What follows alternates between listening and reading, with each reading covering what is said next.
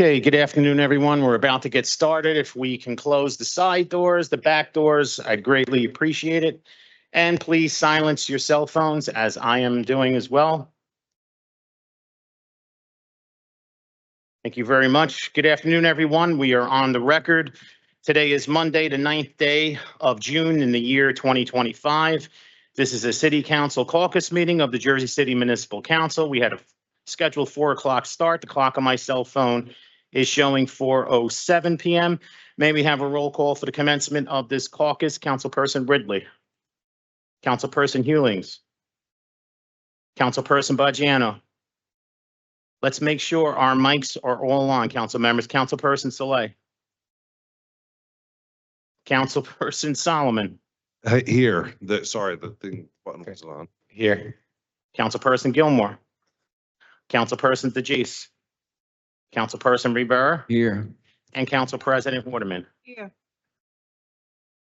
We have all 9 council members present at 4:07 p.m. On behalf of Council President Waterman and the members of the Municipal Council in accordance with the New Jersey Public Laws of 1975, Chapter 231, the Open Public Meetings Act, also known as the Sunshine Law.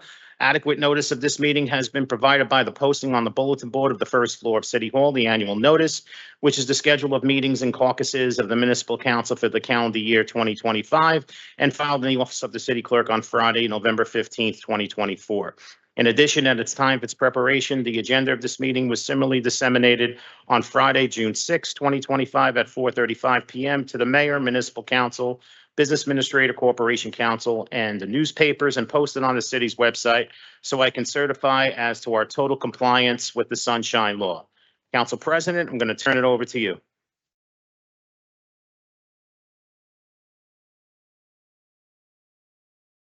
Good afternoon, President Waterman, members of the council. I have 5 items before you today.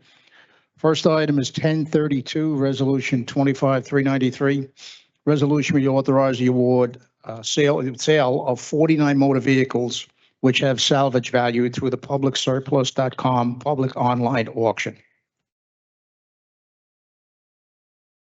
Next is 1033, 25-394. This resolution will authorize the award of a contract to Canon USA for the lease and maintenance of copy machines citywide under New Jersey state contract. Total amount of this contract is $2,700,000 with a temporary encumbrance of $70,000, which is available in a DPW operating account. Third item, 1035, 25-396. Resolution will authorize the award of a contract to AME Incorporated for building automation, maintenance, and inspection services through the Educational Services Commission of New Jersey. Total amount of this contract is $101,916, which is available in the DPW operating account. Next item, 1036, 25-397. Resolution will authorize the award of a contract to Johnson Controls Fire Protection LP for fire protection, inspection, and monitoring city-owned buildings through the Sourcewell Cooperative. Total amount of the contract is $47,750, which is available in a DPW operating account. And the last item is 1043, 25-404. Resolution will authorize the amendment of the contract with McCluskey Contractors to provide HVAC services for city-owned buildings.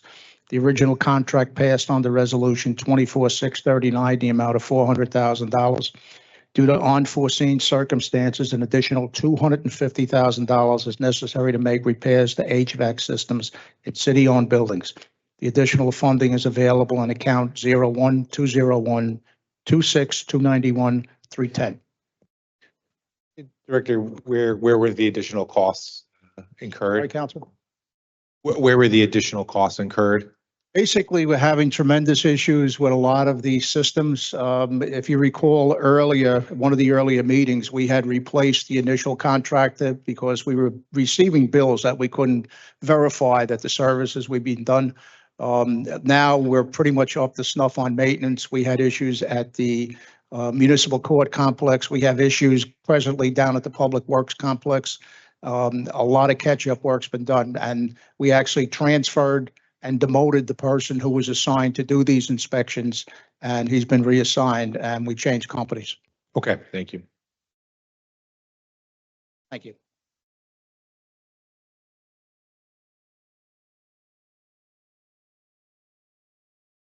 Afternoon, Council President, Council members. Nicole Dupree, Department of Administration, Employee Benefits, here to present one item, number 10.42, resolution number 25-403. This is a resolution authorizing an amendment to a contract with MetLife Insurance Company, which provides our non-management members with life insurance in the amount of $39,000 to complete our contract through this month. Thank you.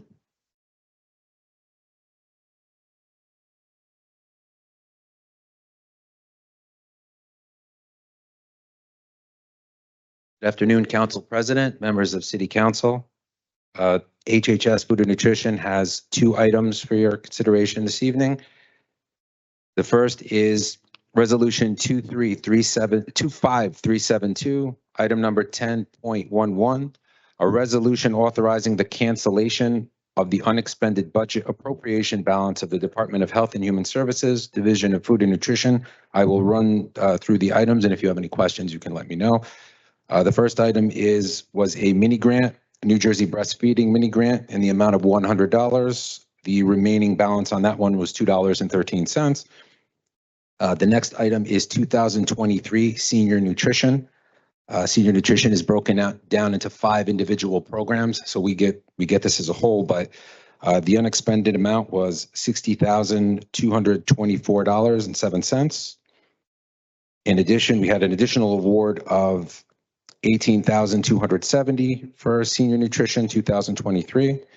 The remaining amount was $4,345.46. And finally, 2023 WIC.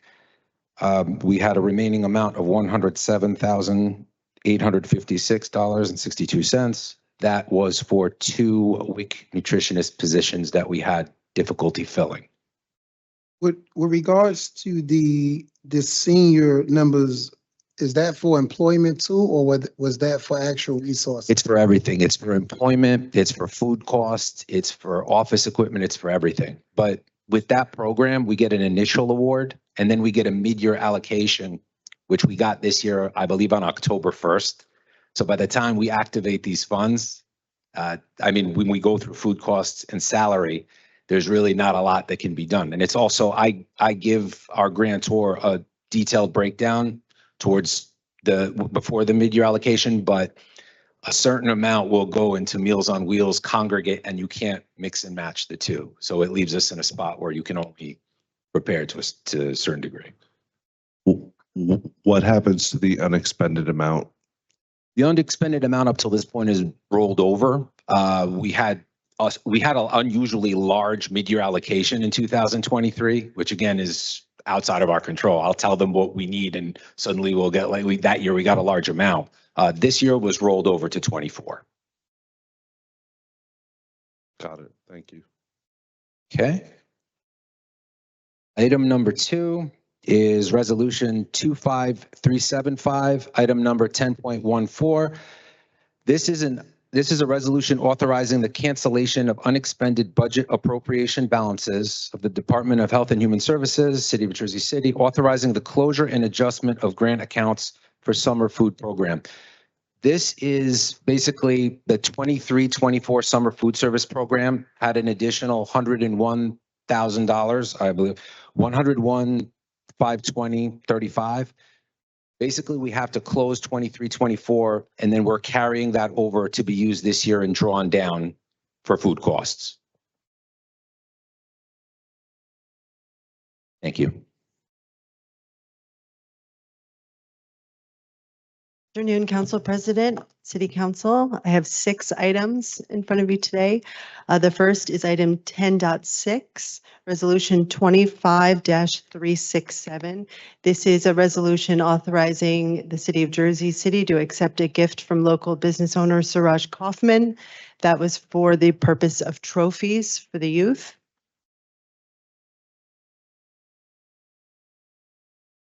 And then I have 5 property agreements for the purpose of July 4th. I can list them all at the same time if that's okay. Okay. 10.23, 10.24, 10.26, 10.28, and 10.31. These are all property use agreements for various properties around Montgomery Street for the purpose of the July 4th festival. Can you confirm or deny if there's a artist coming for this July 4th? I'll have more information on that at the next meeting. Yeah. Okay. Poker face. Okay. Gotta ask the board question.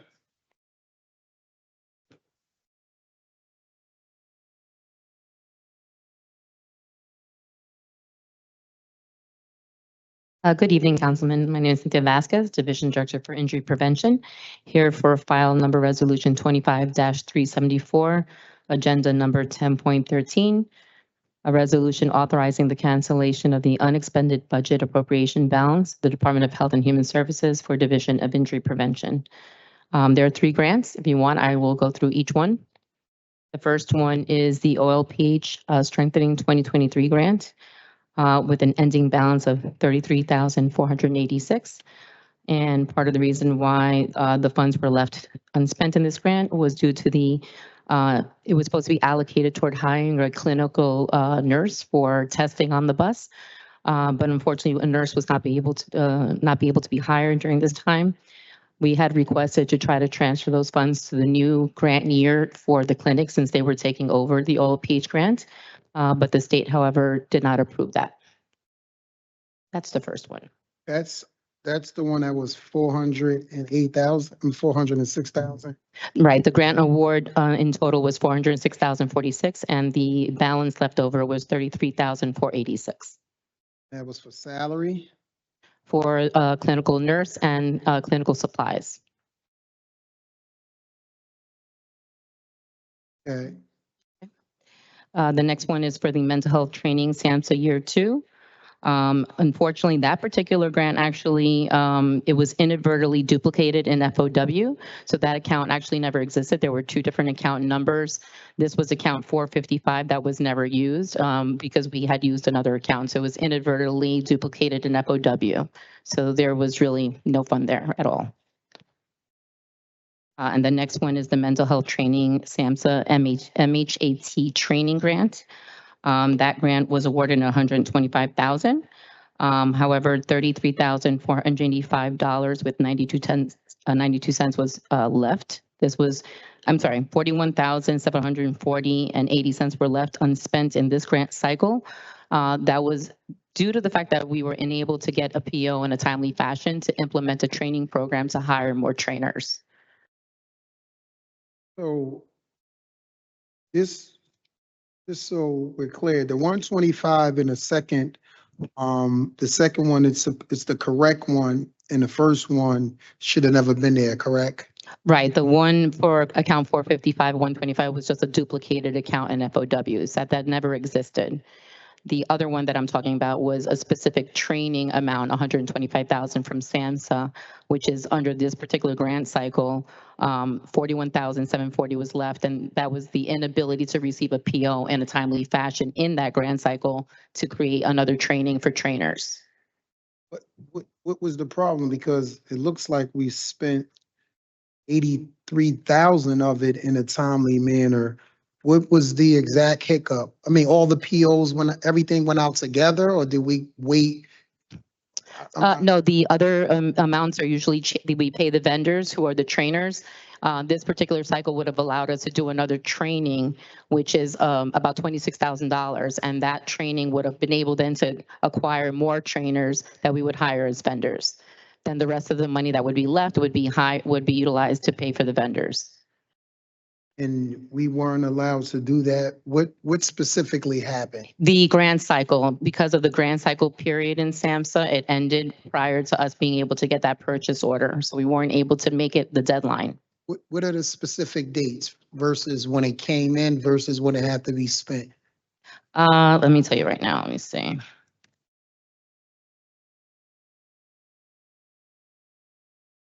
That was for December 31st, 22 to December 31st, 23. SAMHSA had changed their timelines of when the grants were actually were given in terms of particular sections of the grant that they decided to kind of change the dates and the deadlines. And in that time, they basically changed that deadline and we weren't able to get the PO and the acquired deadline to be able to implement the training. All right. That's it. Thank you.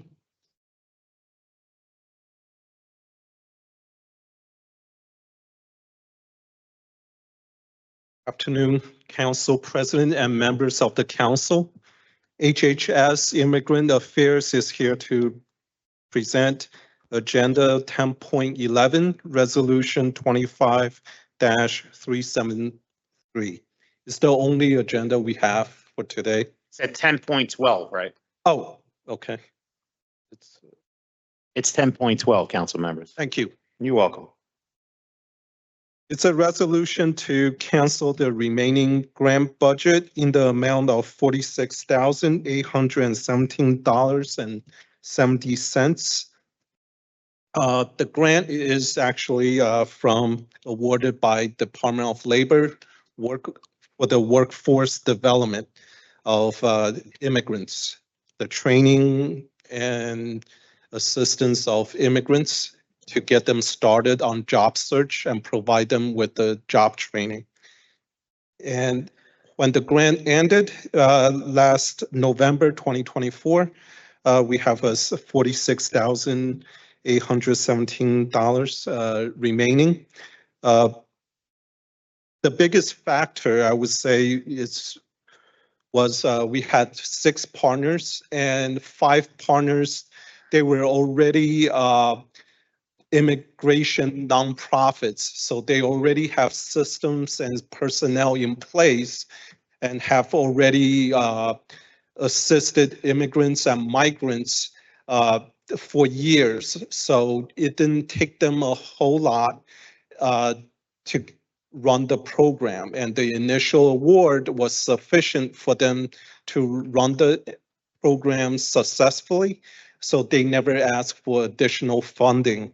And another partner that we had was the Hudson County Schools of Technology. And they already have a curriculum and teachers, instructors in place for daytime programs and evening programs to teach English as second language. So again, they did not require additional funding from the grant beyond the initial award to run the training and assistance for the immigrants that the program and the grant had in mind. And as far as personnel difference, the gap, we had 2 part-time personnel, one after another. The first one was transferred to another division due to particular need of that division. So we hired a second part-time employee who departed prematurely before the end of the grant, about 2 to 3 months before the end of the grant. And after she departed early, there wasn't enough time or need to hire another personnel in her place. So altogether, those 2 factors contributed to the remaining grant funds. What's the allocated amount, Lee? I'm sorry? How much was allocated in the entire grant? The entire grant award was in the amount of $250,000, and we expended a little bit over $200,000 altogether. 40-something thousand. Okay. All right. Right. Thank you very much, Council.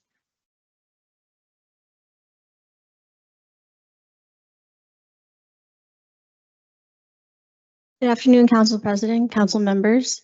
Jennifer Wong, Director of Traffic Engineering. I have one resolution for you today. Item 1045, Resolution 25406. This is a resolution authorizing a new contract with Stantec Consulting Services for continuing the on-call traffic engineering services for the city. Mm-mm. Thank you.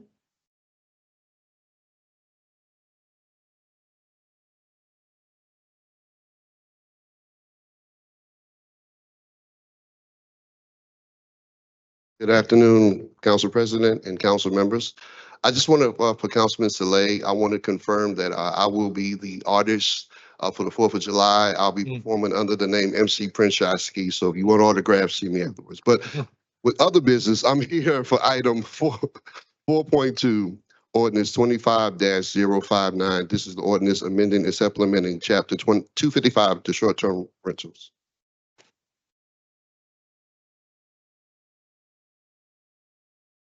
Thank you, and I'll see you at the 4th.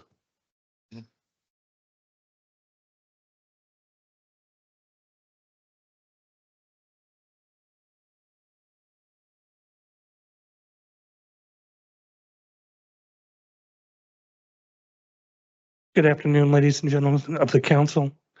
I'm Dennis McIntosh from the Treasury Division of the Finance Department. I'm presenting one resolution today. It's agenda item 10.2, resolution 25-363. It's for the rollover of the bond anticipation notes and various other notes. We're looking for funding so that we can pay off the debt. Any questions?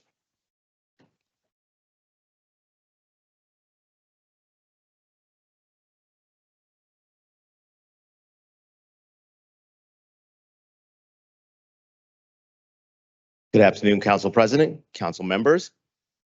I am presenting one item for your consideration today. Resolution 25-390, agenda item 10.29.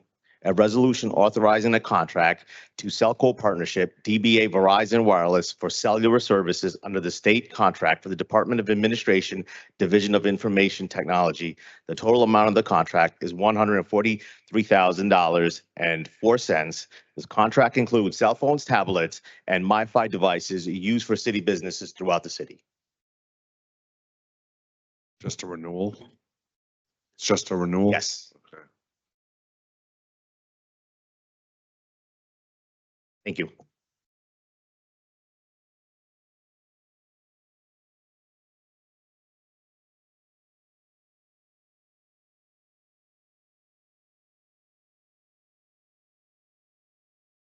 Council President, council members, this is Paul Bellenboyer, the health officer with Mark Burns, our director of the Division of Animal Care and Control. If I may, as a word of preference, we have a number of items before you tonight, all of which are organized around item 3.3, which are changes to chapter 160 to change fees for the various licenses and permits of our department. And Mark, if you'd like to speak to the animal related fees.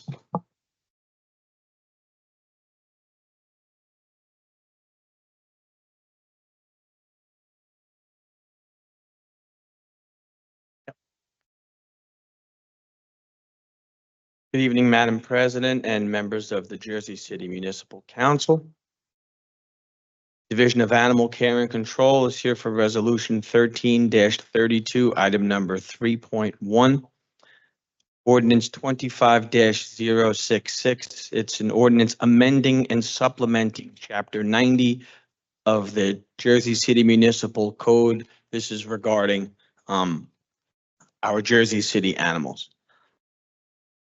Other than the fees, I don't know if we want to go through all of the language in this ordinance. What we've done is basically updated it because we were not operating animal control for the previous decade. A lot of this authority that legally should be animal control was designated vaguely to the health department.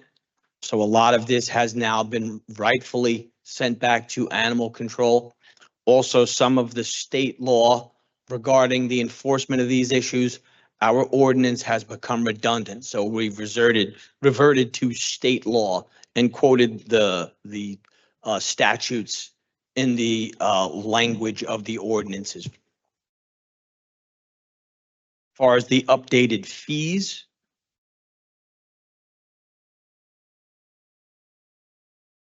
we have changed the fee for a license to have a chicken coop in the city from $50 to $70 annually.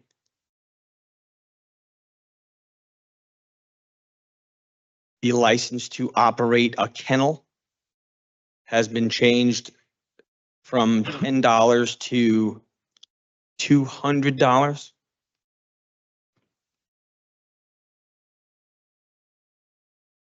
I'm following these along. We have updated our fees for animal reclaims. What we had was one standard fee for an animal reclaim. What I prefer is if I have to get your animal more than one time, it's an escalating fee. Not so much out of the cost of maintaining the animal as much as it has in the past, it has served as an impetus to fix whatever the problem is that has your animal out, the hole in the fence, the dog walker, etc. So now our fee to reclaim an unneutered dog has gone from $75 each time to $75 for the first time, $125 the second time, and $200 the third time. The fee to reclaim a neutered cat has gone from $15 each time to $15 the first time, $25 the second time, $35 the third time.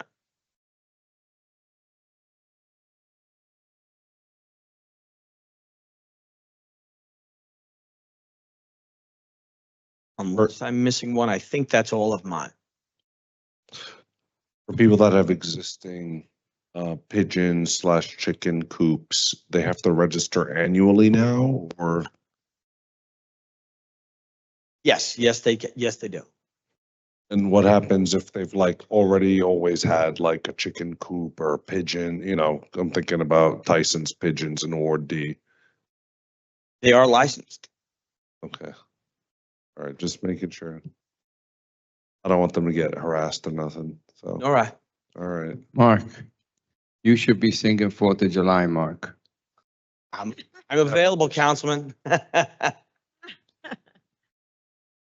That's what I was supposed to be doing for a living, sir. I'm internationally famous, but nobody knows it. So it's I'm myself here.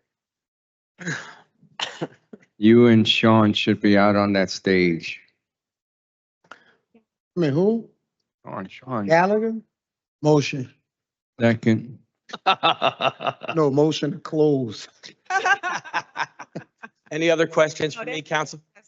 You see, Mr. Burns, we get no respect. None at all. That's how it works. That's how it works. Municipal employees, you know how. There you go. Thank you, everybody.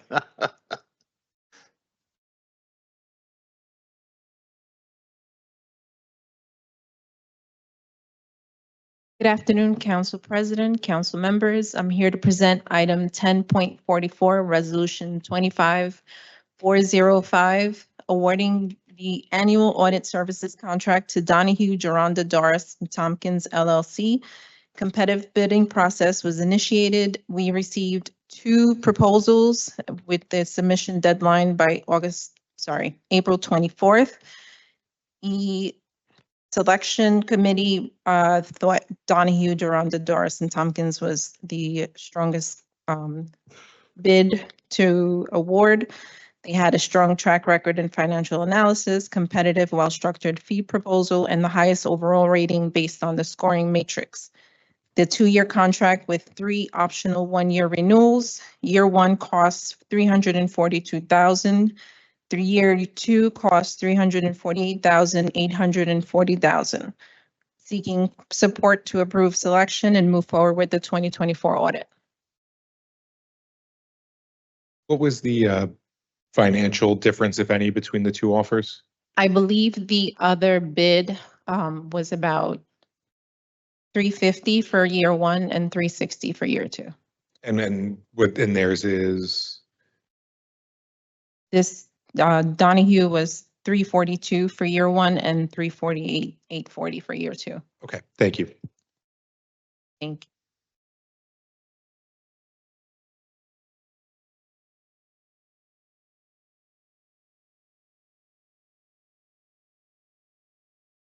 Good afternoon, Madam Council President, members of City Council. Matthew De Silva here from City Planning on behalf of Director Marione. We have one item for you today. That is Agenda Item 10.18, Resolution 379. This is a resolution authorizing the Planning Board to study amending the Powerhouse Arts District redevelopment plan.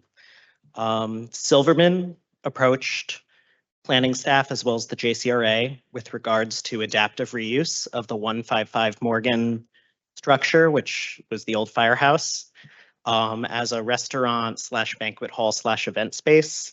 And the current land use regulations around the site do not allow for commercial uses above the ground floor.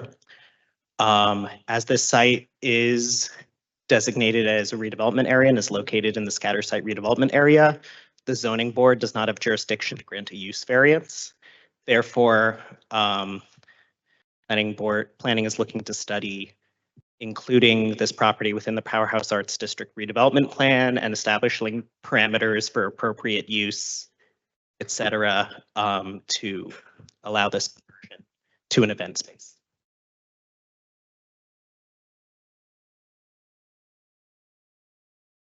I'm sorry, Councilman Bosciano, I couldn't hear you.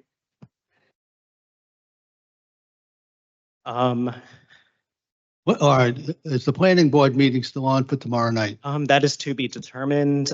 We have not secured enough planning board members. So it's canceled. Of quorum, but we're hoping to work something out. We will make a call tomorrow morning. Yeah, because we have all right, it's election night. It shouldn't be on. I'd like to be down there, but I can't tomorrow night. And there's a couple of issues that are involving me, and it shouldn't be on tomorrow night. I'll convey the message to Director Marione. Thank you. Good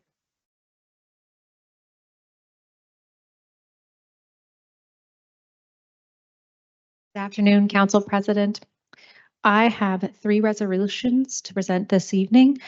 The first resolution is Agenda Number 1037, Resolution 25-398.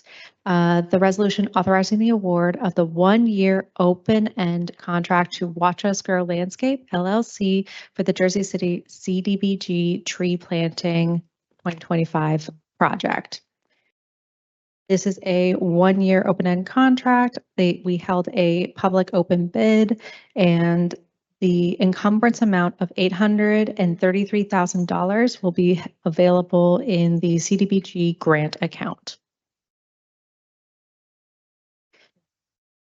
The second agenda item is Resolution 25-399, Agenda Number 1038, Resolution authorizing the renewal of an open-end contract with Kevin Downs Tree Service for the citywide tree planting project for the Division of Sustainability. This is a renewal. The funds of the amount of $46,000 are going to be available in the operating account. And then finally, the Resolution -25-400, Agenda Number 1039, Resolution authorizing the award of 1-year open-end contract to Diaz Nurseries LLC for the CDBG supply and delivery of various trees for the Division of Sustainability. This also was a publicly advertised bid. This is going to be for 1 year, and the grant it's going to be held in the CDBG grant account for the sum of $120,500. Thank you. Asia.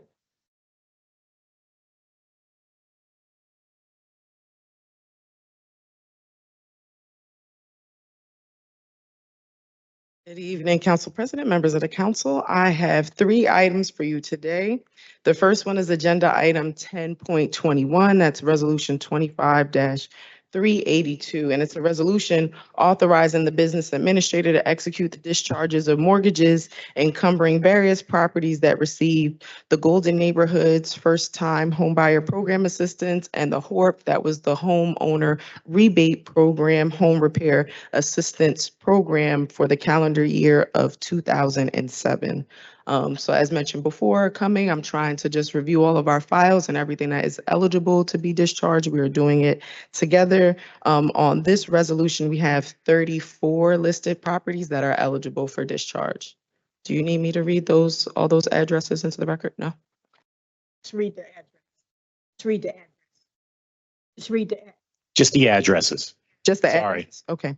The addresses are 115 Lake Street, 158 Fulton Avenue, 269 Stegman Street, 150 Woodward Street, 243 Grant Avenue, 159 Woodlawn Avenue, 373 New York Avenue, 153 Bayview Avenue, 142 Bidwell Avenue, 111 Randolph Avenue, 215 Pearsall Avenue, 398 Virginia Avenue, 74 Claremont Avenue, 196 Egie Avenue, 157 Pine Street, 233 Stegman Street, 202 Wilkeson Avenue, 341 Wayne Street, 99 Warner Avenue, 20 Myrtle Avenue, 22 Crescent Avenue, 330 Forest Street, 159 Wilkeson Avenue, 331 Forest Street, 88 Dwight Street, 116 Wegman Parkway, 224 Bartholdi Avenue, 50 Neptune Avenue, 159 Armstrong Avenue, 300 Arlington Avenue, 181 Fulton Avenue, 248-250 Pacific Avenue, and 104 Van Horn Street. I actually like it this way when you put them all together. Oh, Me too. Thanks. thank you. Working together. All right. The next agenda item that I have for you is 10.22. That's the file number 25-383. And this is a resolution to reprogram funding and award program contracts under the Housing Opportunities for Persons with AIDS and HIV, also known as our HOPWA grant, for the program year April 1st, 2024 through March 31st, 2025. So just to be really clear, we're talking about program year 2024. Okay, so with our funding allocation that's already been approved here by council on January 15th of 2025, we had a reserve of about 1.5 million for future allocations. So at this time, we are ready to award some of that unallocated amount in the amount of $600,000, with $100,000 going to Let's Celebrate for their short-term mortgage and utility assistance program, and for $500,000 for Let's Celebrate for their tenant-based rental assistance program.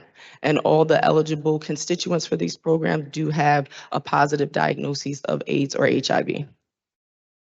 Director, I do have a question. So one, could you just explain the timing here? So this is a 2024 grant, but we're unexpended funds we're awarding in 2025. Can you just sort of help me understand that? So specifically for our HOPWA grant, we have a 3-year period of performance. So that's typically why we do hold some funds back in the reserve. So in the beginning of that 2024 program year, that was sometime in 2023, we came with our allocation breakdown of the whole grant, the percentage that we can take off for admin, and what's going to direct grant awards. HOPWA, as you know, the federal government has changed the metropolitan statistical area, which designates how we get the funding. Both Jersey City and Patterson are being absorbed by the New York City metro statistical area, which means beginning in program year 26, we will no longer be receiving and administering the HOPWA funds for Hudson County. So with that being said, we held some funds back to make better funding decisions and help us bridge this transition period. However, in our analysis, the Let's Celebrate organization has been able to spend down on the rental assistance and short-term assistance that we have previously provided them, and we're ready to provide them with the next tranche of funds to spend. Right. And for organizations that applied for this grant, you know, were there other organizations that applied and didn't receive funds? And if so, what was the reasoning behind that? You said, were there other organizations Organizations that that applied, received HOPWA funds? were there other organizations that applied for these HOPWA funds? Absolutely. And if so, I guess what were the reasons why they weren't granted any allocation? Well, this allocation decision was made back in 2023. Okay. this- it for was this held- It was 2024 held year. back. So you made an allocation decision in 23 and it was held back. And now you feel like they're going to be able to expend the funds quickly. Yes, based on their use of the funds and that they've been able to spend down. Okay. But I will reach out to you offline, but thank you for that context. No problem. All right, and the last item that I have for you is agenda item 10.25. That's the resolution number 25-386. And it's a resolution awarding 2024 Community Development Block Grant unallocated funds and the execution of subrecipient agreements for programs under CDBG for public services for the program year April 1st, 2024 through March 31st, 2025. In a very similar fashion, we brought forth how we wanted to allocate these awards. And in pursuant to that resolution in January 15th of 2025, the city elected to reserve amount of these CDBG funds in the amount of $872,088. The amount of funds that we can actually give to agencies to execute public services does have a cap that we cannot exceed. To ensure that we do not go above the cap, 15% of those unallocated funds, so that is an amount of $130,813, are available for us to distribute for public services. And as we see below, we have broken up that amount and we have awarded $11,315 to Act Now for their Alzheimer Care Project, Hudson Community Enterprises, $11,351 for their summer jobs program. New City Kids received $11,351 for their Teen Life Internship Program, which is their summer job program where they hire teens to help them do summer programming. New Jersey Citizen Actual for their financial coaching program in the same amount, $11,351. We have awarded Styles House the same amount for their youth experience summer project. We've also awarded that same amount to Hudson Pride for their community health wellness program. We've also awarded that same amount to Hudson Pride for their Youth Connect program. To the Jersey City Department of Recreation, we've awarded them $40,005 for the Jersey City Jets tackle football program. And we've also awarded $11,351 to Women Rising for their Workforce Training Center program.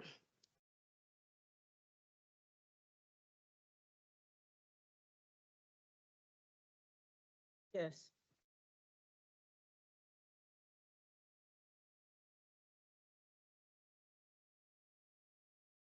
Afternoon. Can hear you. Right, yeah. Good afternoon. Okay. My name is Amanda Badanath from Division of Environmental Health, HHS. Today, I'm going to discuss 3.2, ordinance number 25067. And this is an ordinance amending and supplementing Chapter 99, barbershops and beauty salons.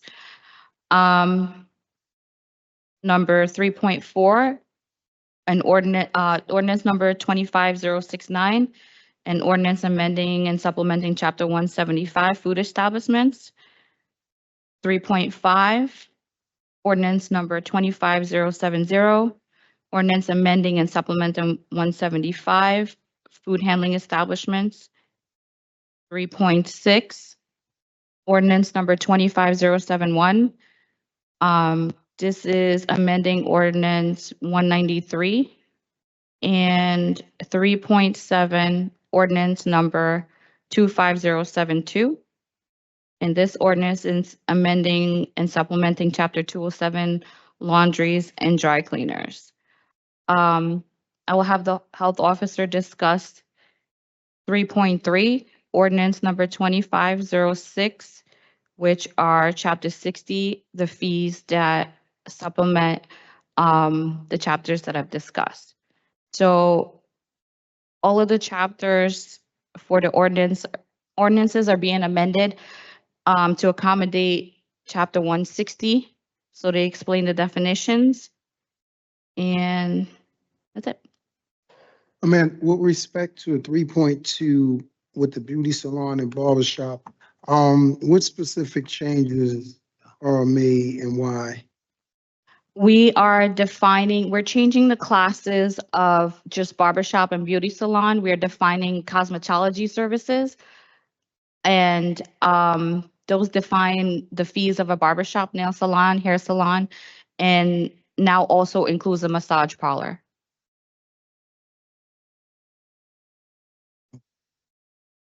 You said someone is going to speak to the fee from what to what?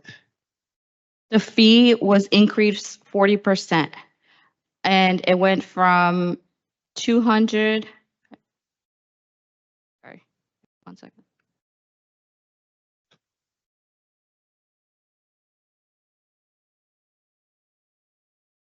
The fee went from 200 to 350. From 200 to 350.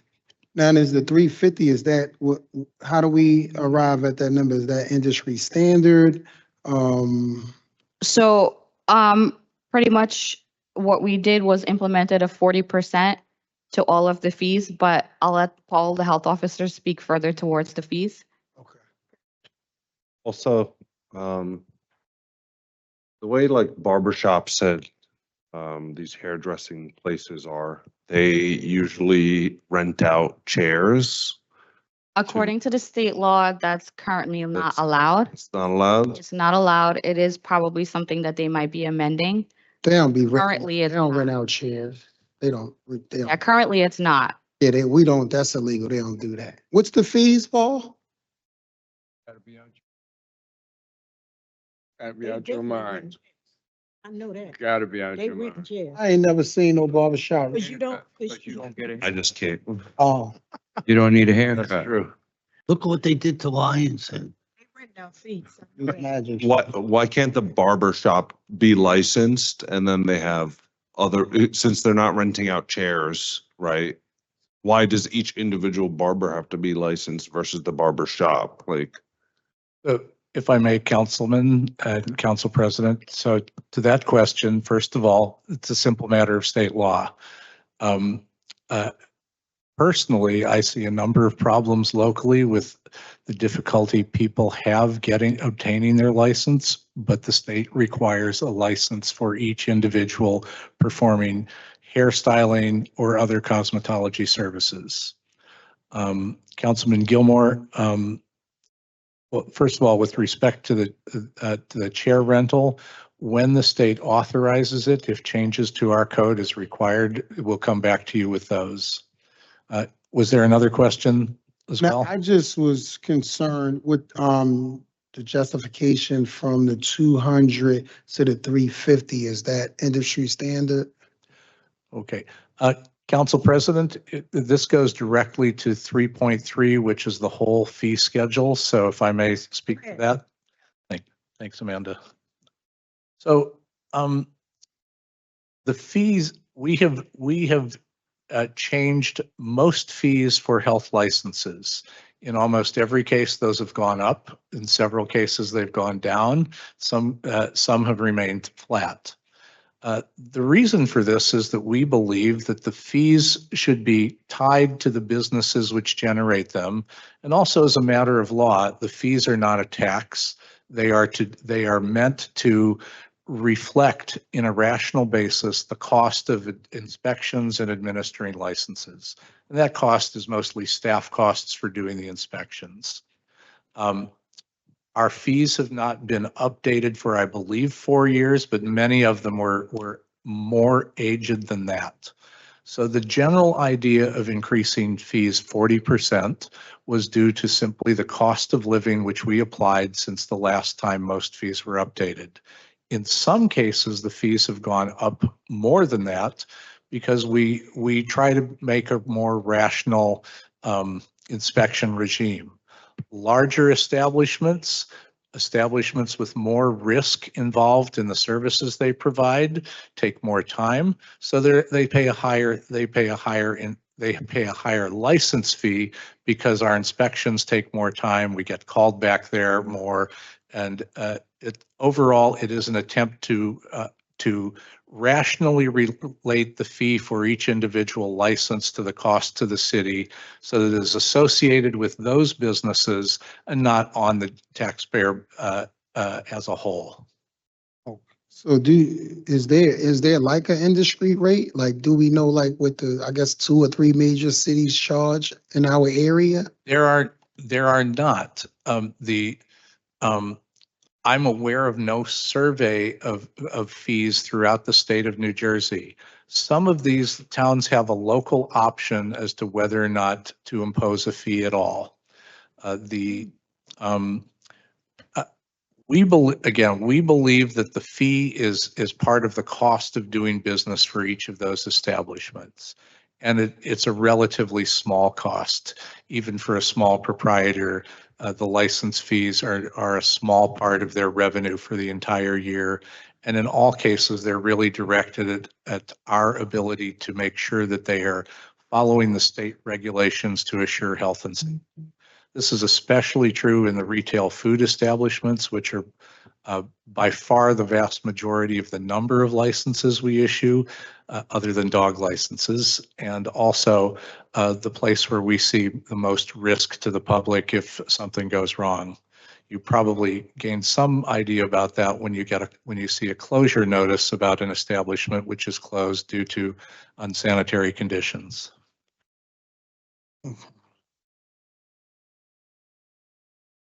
I just want to air out that in Indian Square, I did happen to walk to some barber shops and, not for a haircut, but they told me that they, were really upset with the regulatory regime that was happening down there. And, definitely just want to raise that as an issue because I don't know what's happening, but.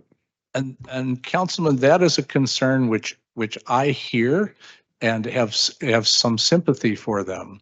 The cost of getting a license in New Jersey, the school cost alone is, you might be able to get it for a little less than $15,000. I talked to somebody recently who paid $17,000 for the school. They then have to pass an exam. Many people go to New York to get their schooling and to get a New York license because it is somewhat cheaper and New York has greater language access. But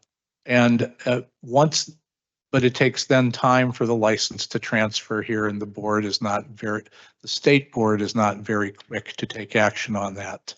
That being said, I've done an informal survey by going to barbershops and talking to folks, including someone who is brand newly licensed, a young man who recently completed his schooling. He had his license within 2 months. He saved up his money to do the license. That's not an option for everyone. I think that there is probably a quicker path that the state regulations are probably overly burdensome, but those are the regulations we have, and it takes a change through the Assembly and Senate in order to make that happen. I have had some conversations with some of our state legislators as well for a future change, which would benefit some of our communities in Jersey City. Thank you, Council President. Annie? Yeah.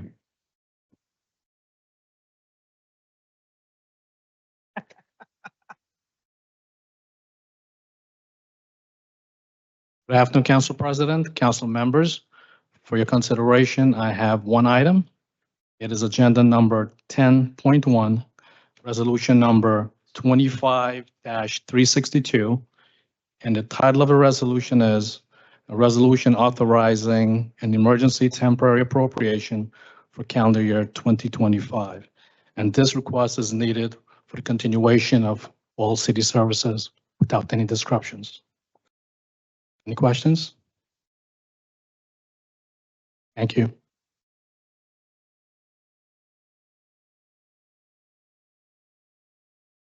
Good evening, Council President, members of council. Mike Manzella, Director of Transportation Planning.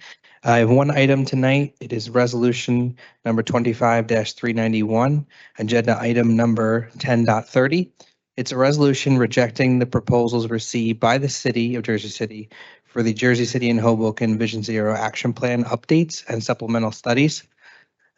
We did receive proposals in April, six strong proposals for this program. If you're familiar, we received a nearly $1 million grant from the USDOT to update our Vision Zero action plan and do some supplemental studies, which will be very beneficial.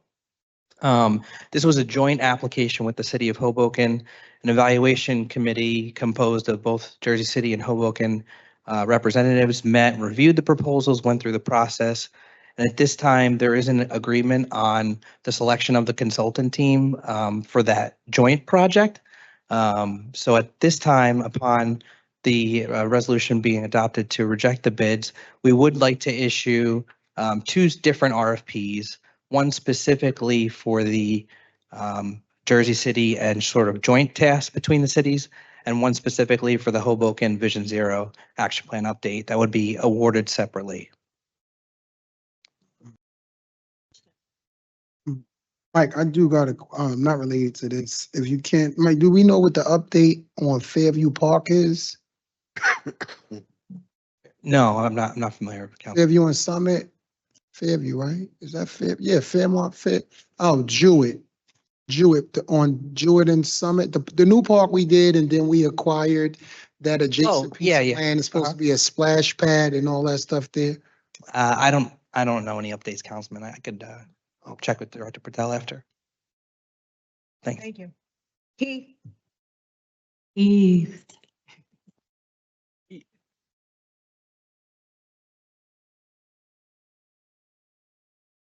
afternoon, Council President, Council. Nice to see everybody. I'm here for resolution number 25-388. This is a resolution authorizing the renewal contract with Quality Electric Construction Company for sports lighting and scoreboard maintenance at numerous ball fields for the Department of Recreation and Which numbers? It's number 10.27. Okay.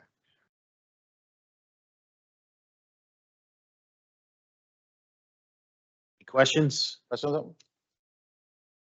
No, I just, with regards to Berry Lane, oh my God, what's his name? I talked to, I forget his name, but that light in Berry Lane has been on for like the last. green light. Yeah. Yep. So as soon as this gets approved, we'll be hitting. It'll be, oh, I'll be Berry, Bayside, and all right. Keith, did they finish the park on West Side Avenue? yeah, it's close. It's open? Infrastructure's got to give you the okay on that one. All right. It's great. It's amazing. Thank you, Keith. Okay. Thank you, everybody. Ron, take it from the top. Hold on. Got one more? Ain't got no paper here. Oh, Yeah, he's signing it right now.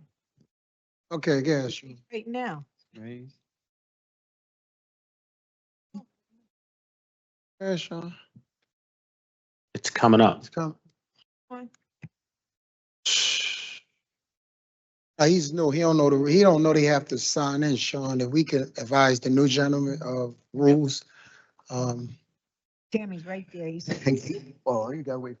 Go ahead there, sir. Just give it. Which one he's presenting? Yeah. They did them. Good afternoon. My name is Charles Mays Jr. I'm the Division Director of Environmental Health and HHS. I'm here to speak on Resolution 25-371, authorizing the cancellation of unexpended budget appropriation balance to the Department of Health and Human Services for the Division of Environmental Health. This is basically the Childhood Lead Prevention Program grant. We have unused funds due to when we set up the grant, we have to allot money for salaries. We didn't hire no salaries. Weren't able to hire anyone. So that's the money that's really left over. And then in March of 2024, they gave us an additional funds out of the blue, and only certain items can be used to purchase and use that money. So that's the leftover funds that are available. We tried to modify it, but they denied us. How much was the salary?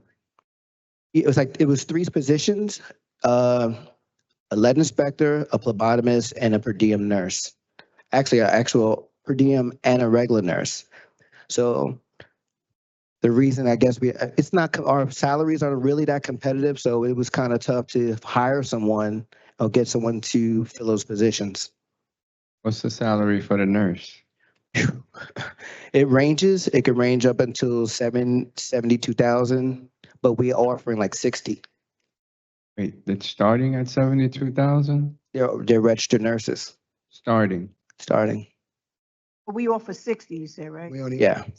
That's why we can't fill it. Yeah, that they see something we have to adjust with the state.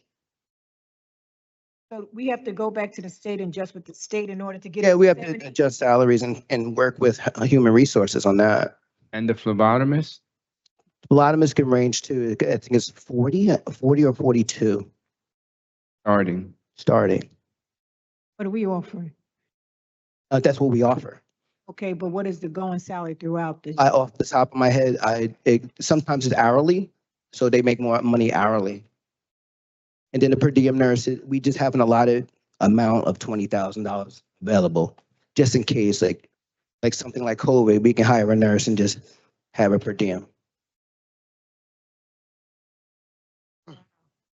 Get competitive, right? It's very competitive, especially with these private hospitals paying so much more.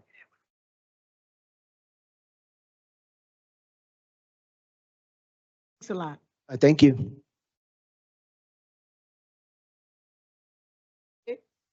No one else? Wait, Paul's coming back up. Council President, I noted on the original item as well as this one, we would like to speak on 4.2, which is up for second reading. Also, just a note on the first reading ordinances. It looks to us like 3.4 and 3.5, one is a duplicate of the other.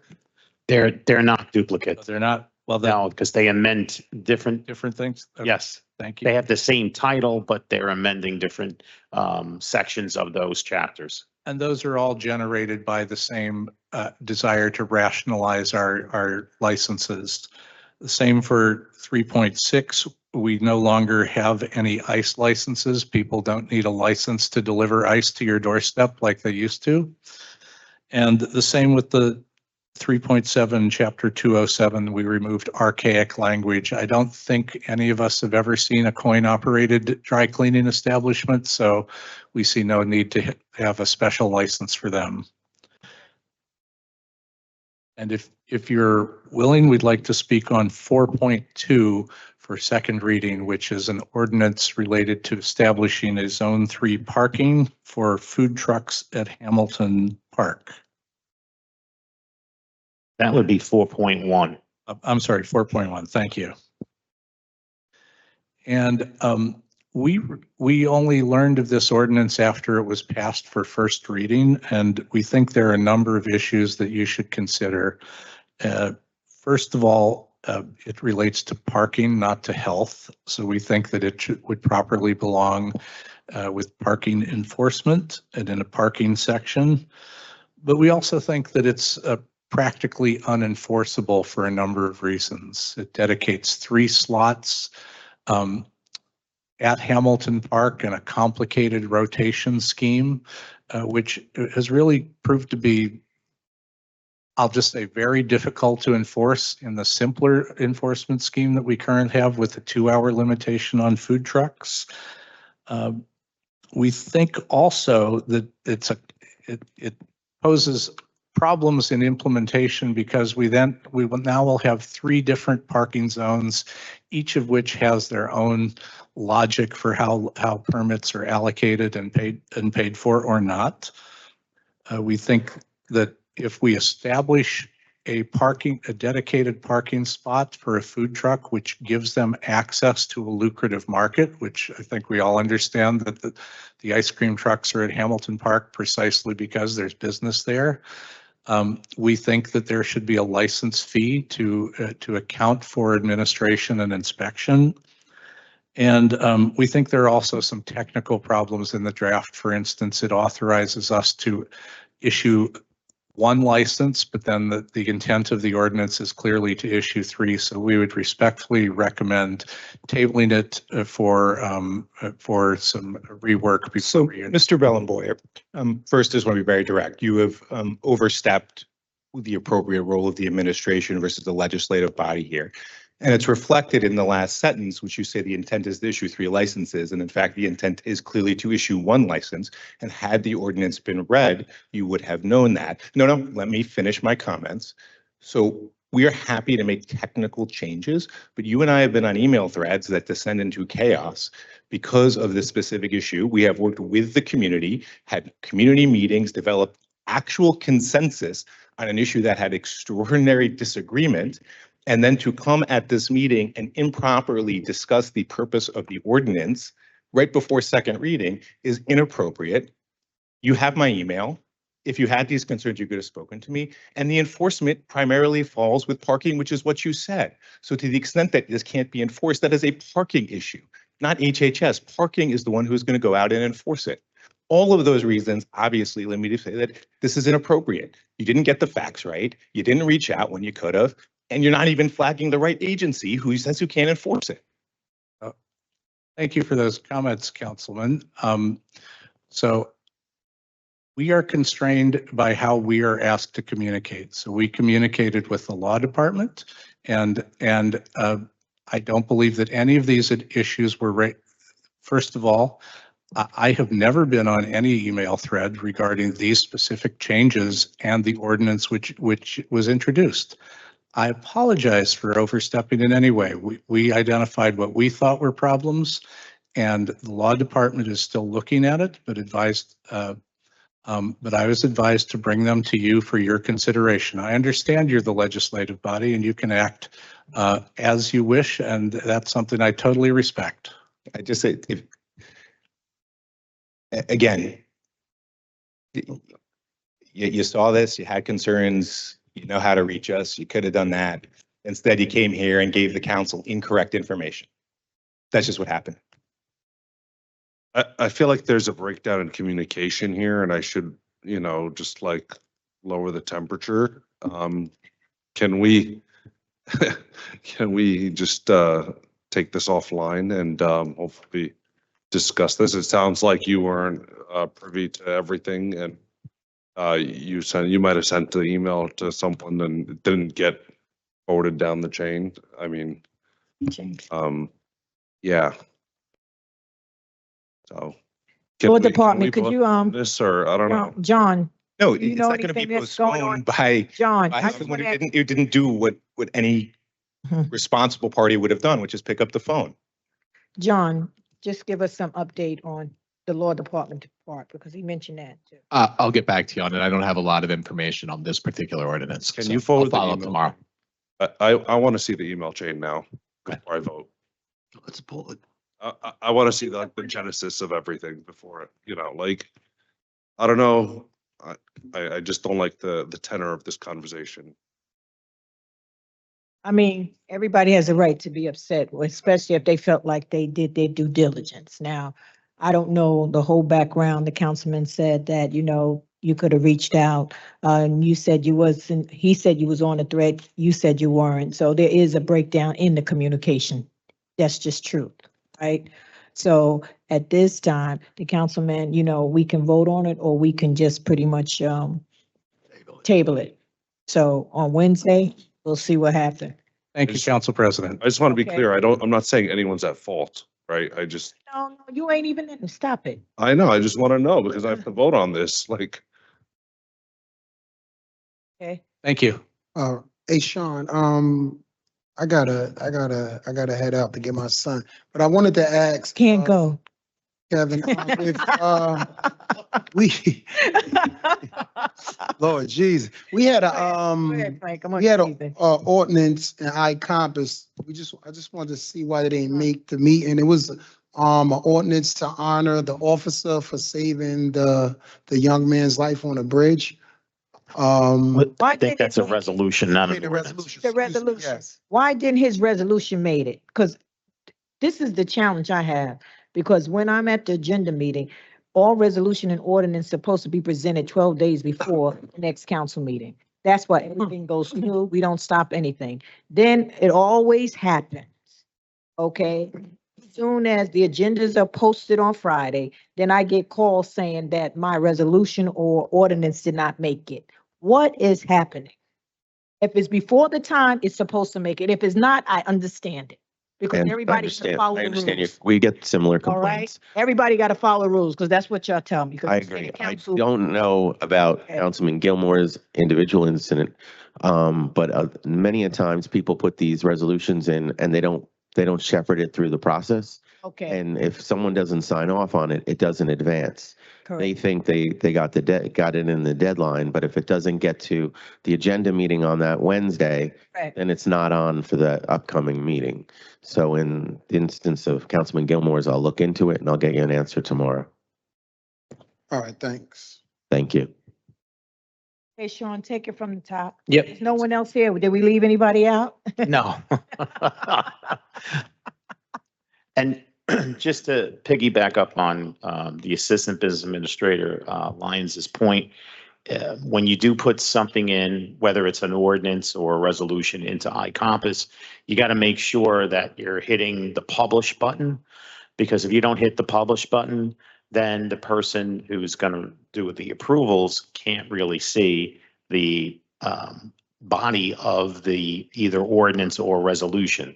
And then also you got to make sure the approvals are also marked and you're sending it to the right people, depending on what department you're in and what it does, whether it's a contract or just a ceremonial resolution. Ceremonial resolutions only go to the law department and then go right to the BA for approval. So anyway, from the top, like Council President said.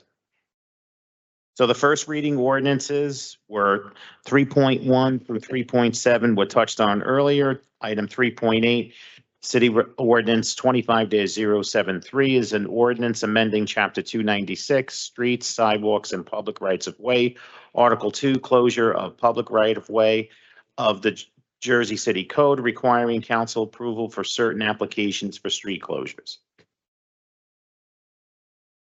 Items 4.1 and 2 were touched on earlier. Item 4.3, City Ordinance 25-060 is an ordinance supplementing Chapter 332, Vehicles and Traffic, Article 9, Parking for the Disabled of the Jersey City Code, designating reserved parking space at various locations throughout the city.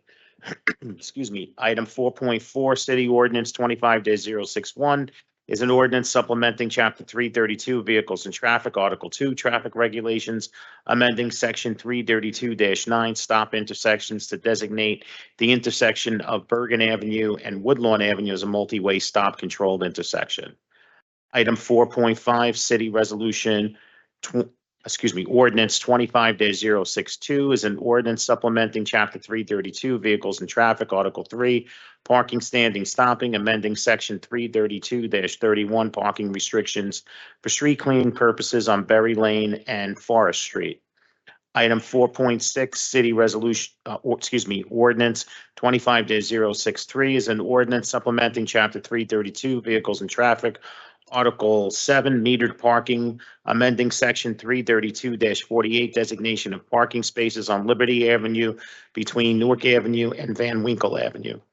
Item 4.7, Ordinance 25-064 is an ordinance amending Chapter A 352, enabling ordinances of the Jersey City Municipal Code, designating a plaque on a bench located on Grove Street or Newark Avenue in the city of Jersey City in honor of Arif Patel.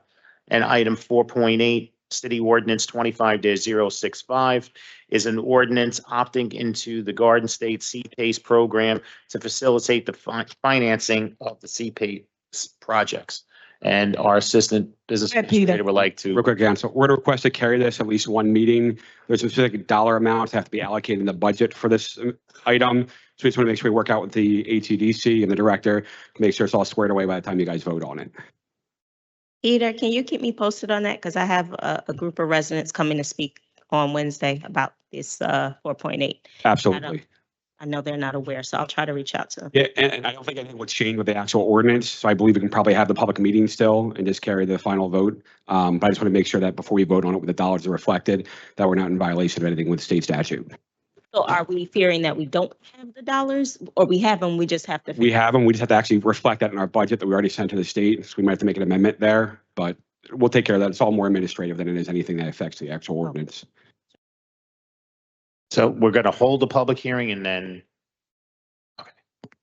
No, I think we should probably wait just to make sure everything is, wait for it to officially be on the agenda with everything clear. Yep, I'm fine with that as well. I'll defer to the council. So we're going to just make a motion to carry and Right. not hold a public hearing. Right. Okay. Very good. On to our public speakers. We have 21 listed. Any questions or comments on petition communications 6.1 through 6.23? Hearing none, there's one officer communication and one report of directors. And we have our claims. And moving on to our resolutions. Items 10.1 and 2 were touched on earlier. Item 10.3, Resolution 25-364 is a resolution of the Jersey City Municipal Council urging New Jersey's congressional delegation to voice their opposition and vote against federal legislation that would take healthcare away, make healthcare less affordable, shift costs for essential services to New Jersey's and multiple and municipal budgets, and to hurt local economies. Item 10.4, Resolution 25-365 is a resolution recognizing Apostolate Berlin Thomas Apostolic Affirmation, June 14th, 2025. I can't speak today.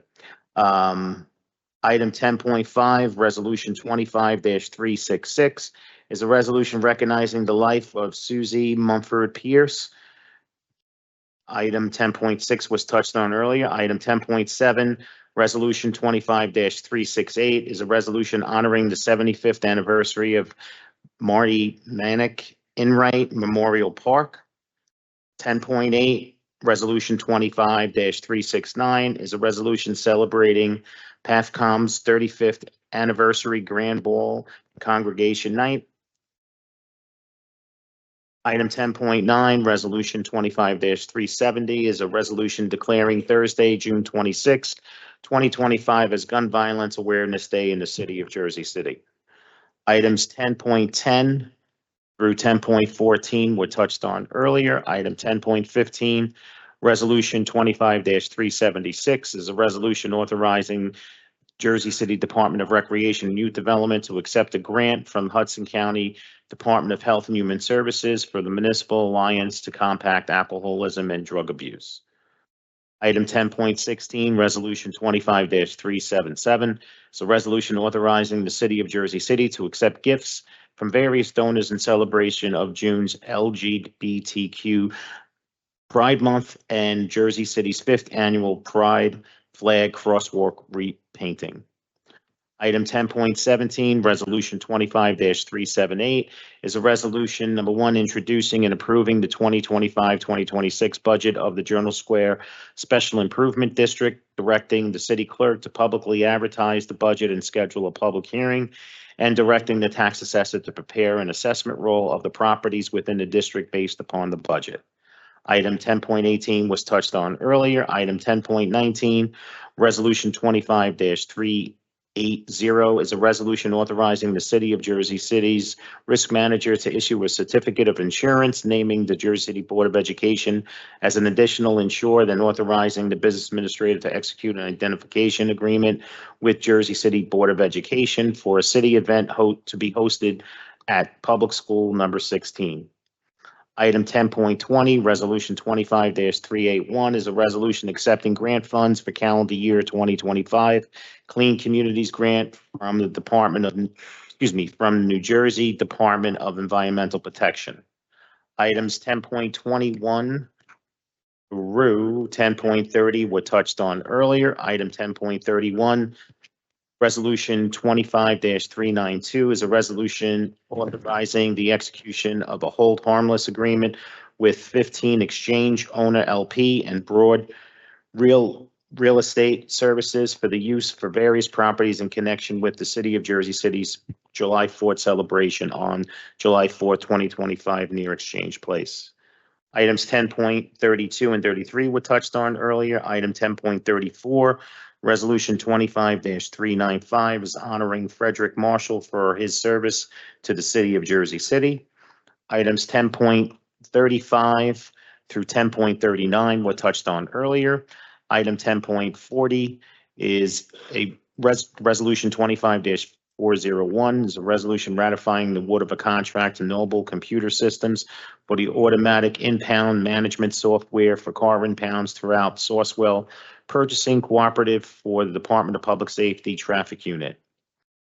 Item 10.41, Resolution 25-402 is a resolution authorizing the award of a contract to Artplex Inc. for the purchase of office furniture for the Division of Treasury under the interlocal purchasing system.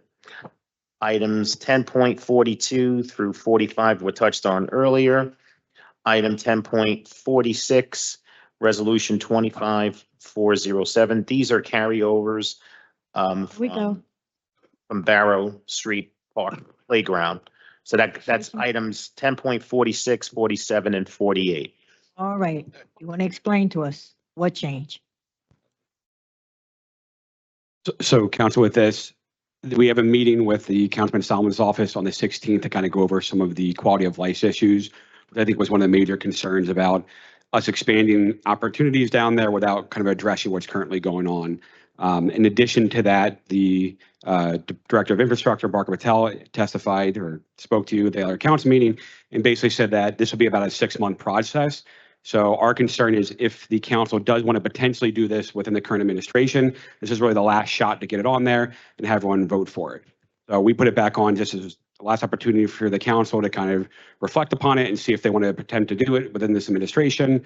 Or if not, we can pursue a different direction. But Want us to vote. this, Nothing has changed. You really want us to vote. Practically nothing has changed with the actual contracts. It's just if we want to get it done during the current tenure of the council, this is our last shot to do it with this current council. why, I'm confused. Oh, Why sorry. we haven't met and convened and talk about, so why would we place orders for stuff we don't know what's gonna happen? Like, why are we putting the cart before the horse? Well, not to say putting the cart before the horse. Obviously, it's your council members that vote on it. It's just if you want it to happen with this administration, we have the 6-month mark to do it. We've committed with the councilman to make and address any quality of life issues down there while it be going on. But again, this is kind of the last opportunity to do it. I'm not opposed to playgrounds per se, but if you want to use the money in the heights, I'm happy to take it. We have to vote it up or vote it down. Again, just look, the Administration. administration can put it on, it's their prerogative, but Right. I just like Right. legislative, our prerogative is to propose ordinances, which we need to clarify. But I would just say from a working perspective, I appreciate that we have the meeting on the 16th. My view would be wait until August. If we meet in the 16th, we get 2 months to implement real changes. We can come back in August and say, hey, we've made real improvement. And then I understand it wouldn't be done in this current administration, but you still got 4 more months to go. If you approve it in August, you get it started and then you finish it in the spring, if that's what the council agrees on. So, I mean, to me, that would be the more appropriate venue, but it is the administration's prerogative to handle it the way they want. Understood. Thank you, Councilman. Filthy down there. It is. There's no other word I have to say. And because I just, it's down there. I'm They just, their hands. How do they go to the bathroom? It seems like we need to be focusing on things like that too. I don't know. it just blows my mind how this administration prioritized certain things. I just asked about a park that we talked about doing 2, 3 years ago. And they didn't know anything about it. We acquired the land. They didn't even finish what they were supposed to be doing up there. Here it is. We haven't even really had formal discussions on how this is gonna look. We just pulled it, I guess, or the last meeting, and it's like, here it is, like you're trying to cram it back. I don't know. I got a question on something else. Respect to the recreation director, I know each appointment is for 90 days. Do we know when that 90-day threshold, John was supposed to send up there? I haven't gotten anything, so. I'll double check on it. I believe it's either up or approaching, the principle of being up. So I'll get you a confirmation before the council meeting on Wednesday. All right, thank you. Up or we voted down. That will be the end of it. Just vote. So you guys just want to put it up because I know the councilman has a meeting on the 16th. You don't want to wait till after that meeting? And it makes sense to. We would prefer to have it voted on now just to make sure we can start working on it. And again, to the councilman's point, if it's not going to work out, that money could potentially be spent in other places. So it's just really getting the ball rolling so we can figure out the future plans for everything. Councilor, I do have one late item, so I apologize for this. Our office submitted this in the portal, but we forgot to press the publish button, so entirely on our office's fault. But we did want to ask if you would consider adding it as a late item because it is time sensitive. So it's a resolution in support of the public library's cafe grant. So they're applying for a cafe grant to the state, similar to one that we saw before us for the Miller Branch and the David Williams Cultural Center. And because it's time sensitive, we asked if council would be willing to add it as a late item. We'll send it around to everybody and ask for consideration. The grant is for the state? It's our resolution in support of their state grant. Yeah, so they're applying to the state and then they have a letter from us saying we're supportive of their proposal. Yeah, it's the governing body issuing a support letter. It's normal procedure. It helps them kind of get the veracity and the kind of back in the local government to get those grants. Okay. We like libraries and cafes. Yes. I agree on. Way of living. Okay. So well done. We'll be taking a vote to add that late item from Councilperson Solomon at the meeting. And are we going to defer to any items at the meeting, or we don't know at this point? Not doing it tonight. I'm talking about at the meeting. If we know we're going to do that, just give me a heads up. I'd appreciate it. Yeah. I want to defer to Sean being the headline artist for July 4th. I charge a lot less than those big performers. Anyway, can I have a motion to adjourn at 5:34 p.m.? Motion, second. Motion made by Councilperson Rivera, seconded by Councilperson Saleh to adjourn at 5:34 p.m. All council members present by acclamation, please say aye. We are out of here at 5:34 p.m. Thank you so much, everyone present and everyone watching at home. Remember, teamwork makes the dream work. Have a great rest of the day and stay safe.